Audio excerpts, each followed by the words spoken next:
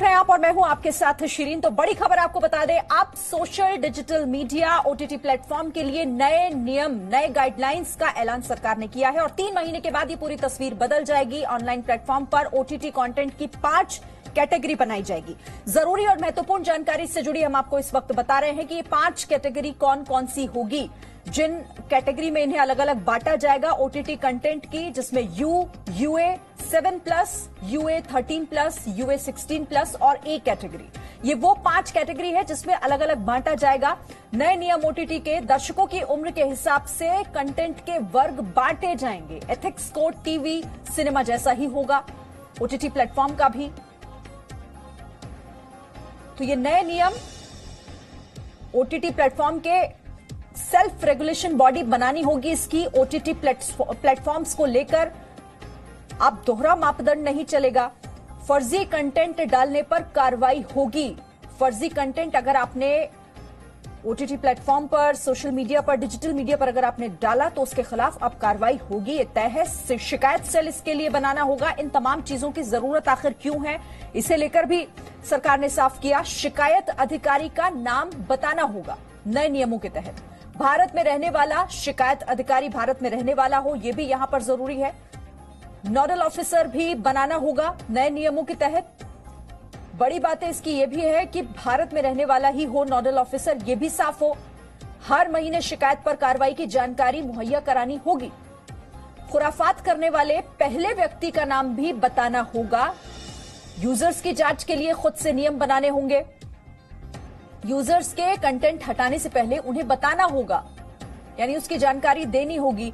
3 महीने में ये नए नियम लागू हो जाएंगे। तो अब पूरी तरीके से ओटीटी प्लेटफॉर्म, सोशल मीडिया के जो नियम है वो बदल दिए गए हैं। 3 महीने में ये लागू हो जाएंगे। Social media is welcome to do business in India. They have done exceedingly well. They have got good business, they have got good number of users, and they have also empowered ordinary Indians. इसकी हम तारीफ करते हैं। व्यापार करें, पैसे कमाएं और सोशल मीडिया पर ऑर्डिनरी इंडियंस को आप मजबूत करें। आपका स्वागत है। The government welcomes criticism and the right to dissent. Let me make it very clear. And social media has been used to ask questions too. But it is very important that the users of social media must be given the forum to raise their grievance and resolution against the use, against the abuse and misuse of social media. Let me repeat, it is very important that the social media users running into crores should also be given a proper forum for resolution of their grievances within a time-bound manner against the abuse and misuse of social media. ये हमारा एक बहुत बड़ा इसका focus है कि we are empowering the ordinary users of social media in this process. एक सवाल आता है फर्स्ट ओरिजिनेटर का कि खुराफात हुई, but who was the creator, who was the first creator of the mischief? बार बार चीजें रीट्वीट पर ट्वीट होनी शुरू होती हैं। कई बार महम शुरू हो जाता है ऑन व्हाट्सएप, मॉब लिंचिंग में। तो फर्स्ट ओरिजिनेटर कौन है, इसके बारे में बताना पड़ेगा। This first originator will not, we don't like to have the content, क्योंकि कंटेंट तो बाहर आ जाता है। कई लोग ट्वीट रिट्वीट करते हैं। हु बिगैन द मिस्चीफ, ये आपको बताना पड़ेगा। ये मिस्चीफ अगर भारत के बाहर से हुआ है तो भारत में उसको किसने शुरू किया, ये बताना पड़ेगा। तो आपको ये बताना पड़ेगा कि खुराफात पहले किसने शुरू की, उसको आपको जानकारी देनी पड़ेगी। यस, और ये सब उसी अपराध के बारे में होगा जहां 5 साल से अधिक की सजा है। I explain to you. बाकी उनका एक फिजिकल देश में एड्रेस होगा। इसमें हम एक और प्रावधान कर रहे हैं कि आपको एक वॉलंटरी वेरिफिकेशन ऑफ अकाउंट्स का इंतजाम करना पड़ेगा। Social media, not the government. जो डिजिटल मीडिया पोर्टल्स हैं उनको भी अफवाह फैलाने का झूठ फैलाने का यह अधिकार नहीं है, किसी को भी नहीं है। As I said, media freedom is absolute but with responsible, reasonable restrictions, and that is the self-restrictions of responsible, that is called responsible freedom.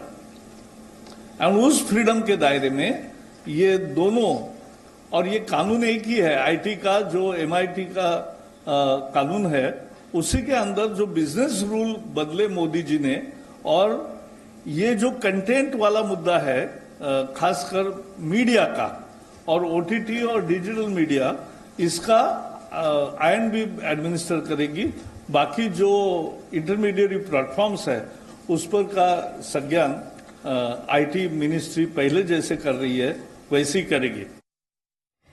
तो यानी कि 3 महीने में ये नियम लागू करने होंगे। सोशल मीडिया OTT प्लेटफॉर्म के लिए नए नियम, नए गाइडलाइंस का यहां पर ऐलान किया गया और जरूरत आखिर इसकी क्यों पड़ी, इस बात की भी जानकारी दी गई। सीधे रुख करेंगे, 3 सहयोगी इस पर बातचीत के लिए मेरे साथ जुड़ गए। पूजा मक्कड़ न्यूज रूम से हमारे साथ हैं, रविंद्र मेरे सहयोगी हमारे साथ जुड़े हुए हैं और राजीव रंजन भी हमारे साथ है। लेकिन रविंद्र, पहले आपके पास, क्योंकि देखिए वक्त वक्त पर इसकी जरूरत महसूस होती रही, कई बार इसको लेकर शिकायतें भी हुई, ये जिक्र भी हुआ, ये मुद्दा भी बना कि आखिर क्यों ना OTT प्लेटफॉर्म को भी उस दायरे में लाया जाए जिसकी जरूरत हो, और आज उसी गाइडलाइंस का जिक्र सरकार की तरफ से किया गया। ठीक है, बिल्कुल। आप 4 उदाहरण इसके इस पूरे जो रेगुलेशन लाने के पीछे अगर देखा जाए तो 4 उदाहरण आपके सामने है। एक शाहीन बाग, JNU और फिर आपका हाथरस। जिस तरह से सोशल मीडिया पर बवाल मचाया गया और जिस तरह से रविशंकर प्रसाद ने कहा कि खुराफात करने वाला व्यक्ति पहला कौन है, उसी तरह से आप देखिए तांडव फिल्म OTT के लिए ये था कि उसके कारण से गाइडलाइंस बना कि आपको कैटेगरी बनाना पड़ेगा, उसमें अलग अलग कैटेगरी बनाना पड़ेगा। और अभी 26 जनवरी को एक ट्रैक्टर उलट जाता है, एक प्रदर्शनकारी की असामयिक मौत हो जाती है और सोशल मीडिया पर फैलाया जाता है कि पुलिस ने उसको मारा है। तो आप समझ सकती है कि इस तरह से सोशल मीडिया का पहचान बन गई थी, जो बेलगाम हो गया था, उसको लगाम लगाना और उसकी पहचान करना, ये सरकार ने एक कोशिश की है। और इसके लिए आप देखिए सोशल मीडिया पर भी OTT के लिए एक रेगुलेशन लाया गया, कई मैकेनिज्म बनाया गया, जो जैसे कि टीवी का है, न्यूज सिस्टम है या फिल्मों का, ये सारी व्यवस्था की गई है। लेकिन परेशानी वही थी कि इस पर कोई लगाम नहीं, जो चाहता था, जो अफवाह फैलाना वो फैला सकता था और देश की सुरक्षा का भी ख्याल नहीं रखा जाता था, देश की सद्भावना का भी नहीं। इसलिए सरकार के पास मजबूरी थी इस पर लगाम भी लगाया जाए और पहचान भी की जाए कि वो खुराफात करने वाला कौन व्यक्ति है। पूजा, अब जैसा रविंद्र भी इस बात का जिक्र कर रहे हैं कि जरूरत थी, और जो हमने पिछले कुछ दिनों जो इंसिडेंट देखे, जिस तरह की गतिविधियां सोशल मीडिया के माध्यम से हुई, वो जरूरत बन गई थी कि इस तरह की गाइडलाइंस बनाई जाए, यानी अब मनमानी नहीं। बिल्कुल, देखिए शिरीन, एक तो बहुत सारे मामले थे जो अदालतों में जा रहे थे और जब अदालत सरकार से पूछती थी तो ये पता चलता था कि सोशल मीडिया को लेकर और डिजिटल मीडिया को लेकर कोई स्पेसिफिक गाइडलाइंस नहीं है। IT एक्ट में जो प्रावधान टेलीविजन के लिए थे या बाकी ब्रॉडकास्ट मीडियम के लिए थे, उसी के तहत इन्हें भी गवर्न किया जाता था, लेकिन वो गाइडलाइंस इनके लिए अलग से नहीं थी। तो एक तो गाइडलाइंस की जरूरत थी और दूसरी बड़ी बात यह थी कि व्यक्तिगत सुरक्षा और देश की सुरक्षा दोनों पर अक्सर आंच आती थी जब किसी व्यक्ति की मर्जी के बिना उसके आपत्तिजनक तस्वीरें या वीडियो पोस्ट कर दिए जाते थे और उसके पास कोई तरीका नहीं होता था कि वो कहां जाकर इसकी शिकायत करे जिससे जल्दी से जल्दी निपटारा हो और उसको जो नुकसान हो रहा है सोशल मीडिया पर ऐसी तस्वीरों के जरिए वो कम हो। तो उसके लिए अब ये तय कर दिया गया है कि 3 महीने के अंदर आपको 3 ऑफिसर रखने होंगे और हर व्यक्ति उन लोगों तक पहुंच सकेगा, अपनी शिकायत रख सकेगा। दूसरा बड़ा मुद्दा था देश की सुरक्षा। जब ऐसे वायरल मैसेजेस आते हैं या वीडियोज आते हैं जो अफवाहों का बाजार गर्म करते हैं और जिनकी वजह से हमने कई बार देखा कि दंगों की या फिर अफवाहों की वजह से अराजकता की स्थिति बनती है, तो उस मामले में क्या करना चाहिए, इसके लिए सबसे बड़ा नियम यह बनाया गया है कि अब सोशल मीडिया प्लेटफॉर्म की जिम्मेदारी होगी कि वो ओरिजिनेटर को ढूंढे और देश को यह बताए कि ये किसने पोस्ट किया है। तो 2 बड़ी जो मुश्किलें थी उसका हल निकाला गया है, व्यक्तिगत सुरक्षा का भी, यानी आम आदमी को अगर आपत्ति है किसी पोस्ट से तो वो 3 शिकायत अधिकारियों के पास जाकर अपनी शिकायत दर्ज कराएगा और यह भी साफ कर दिया गया है कि 24 घंटे के अंदर उस पर एक्शन लेना होगा। सबसे पहले वो पोस्ट और वो तस्वीर हटानी होगी, उसके बाद चाहे तो इंक्वायरी जारी रखी जा सकती है, लेकिन सब सबसे पहले 24 घंटे के अंदर ऐसी आपत्तिजनक पोस्ट को, तस्वीर को, वीडियो को, कंटेंट को हटा देना होगा सिग्निफिकेंट सोशल मीडिया प्लेटफॉर्म को। और सिग्निफिकेंट सोशल मीडिया प्लेटफॉर्म क्या होगा, तो उसके लिए सरकार अब एक यूजर बेस तय करेगी। वो यूजर बेस 50 लाख से ऊपर यूजर्स वाले सोशल मीडिया प्लेटफॉर्म भी हो सकते हैं, जिसमें व्हाट्सएप, ट्विटर, फेसबुक जैसे प्लेटफॉर्म्स आएंगे, या फिर उसका क्राइटेरिया कितने लाख का होगा, ये नंबर अभी सरकार को जरूर तय करना है। लेकिन ये बता दिया है कि जहां पर सिग्निफिकेंट यूजर्स हैं, उन यूजर्स को, उन प्लेटफॉर्म्स को 24 घंटे के अंदर कार्रवाई भी करनी होगी, शिकायत का मैकेनिज्म भी बनाना होगा। और वो ये कहकर नहीं बच सकते कि हम सिर्फ एग्रीगेटर हैं, किसने पोस्ट किया ये हमें पता नहीं है। राजीव भी मेरे साथ है। राजीव, ओटीटी प्लेटफॉर्म पर भी अब दायरा सेट होगा कि आखिर ये किस तरीके से डिवाइड किया जाए, और 5 कैटेगरी अलग अलग बनाई जाएंगी इसे लेकर। देखिए, जाहिर है कि जिस तरीके से ये अलग अलग कैटेगरी की बात हो रही थी, वो बहुत दिनों से चिर प्रतीक्षित थी कि आखिर ओटीटी प्लेटफॉर्म पे जिस तरह से कंटेंट आ रहे थे, वो कंटेंट सबों के लिए देखने सुलभ लायक नहीं थे। उस पर जरूर कुछ न बंदिशें लगाई जानी थी। अब इस तरह की जो कंटेंट पे अगर बंदिशें लगी हैं, अलग अलग कैटेगरी है, वो बेहद, एक तरह से कहा जाए कि फिल्म इंडस्ट्री हो या बाकी लोग भी हों, इसको बेहद उत्साहित तरीके से देखेंगे। आपको याद होगा हाल फिलहाल में जो गाना वशिष्ठ वाला इंसिडेंट था, जिसमें अश्लील वीडियो वायरल हुए थे, खास करके ओटीटी प्लेटफॉर्म के जरिए से, वो भी लंदन के जरिए वो अपलोड किए गए थे। उस पर अब इस तरह के काम पर रोक जरूर लगेगा, क्योंकि जिस तरीके से अश्लील वीडियो या इस तरह के जो ओटीटी प्लेटफॉर्म पे जो कंटेंट है, उस कंटेंट पे जिस तरीके से प्रचार फैलता है, उस पर रोक लगेगा।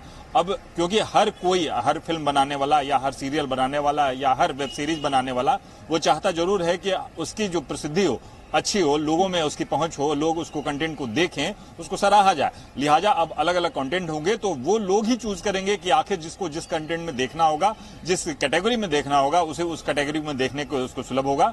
और इस बात को लेकर सरकार ने एक ये जो कदम उठाई है, वो सराहनीय कदम कहा जा सकता है, क्योंकि अगर जिस तरीके से पिछले दिनों कई ऐसे ओटीटी प्लेटफॉर्म थे, केवल अपनी प्रसिद्धि पाने के लिए इस तरह के जो आपत्तिजनक कंटेंट डालते जाते थे, जिसके चलते काफी उनको प्रसिद्धि तो हाल फिलहाल में मिल जाती थी एक अलग लेवल में, लेकिन उनका सीरियसनेस या उस कंटेंट को लेकर ज्यादा इस बात को लेकर चर्चा यही थी कि कंटेंट अश्लील है, या इस बात को गंभीर कंटेंट में नहीं देखा जाता था। लेकिन अब जो कंटेंट बनेंगे वो निश्चय ही गंभीर होंगे, लोगों के लिए सुलभ होंगे, और लोगों के लिए लोग उस पर मांग भी उठ रही थी कई बार। और इसी को लेकर ये नई गाइडलाइंस जो है वो तय की गई है, और नए नियम जो है अगले 3 महीनों में लागू कर दिए जाएंगे। बहुत शुक्रिया आप सभी का फिलहाल हमारे साथ जुड़ने के लिए और इस बातचीत के लिए। अपडेट आगे भी आप तक पहुंचाएंगे, छोटा सा ब्रेक ले। Presenting B News app available on Google Play and App Store. Download it now.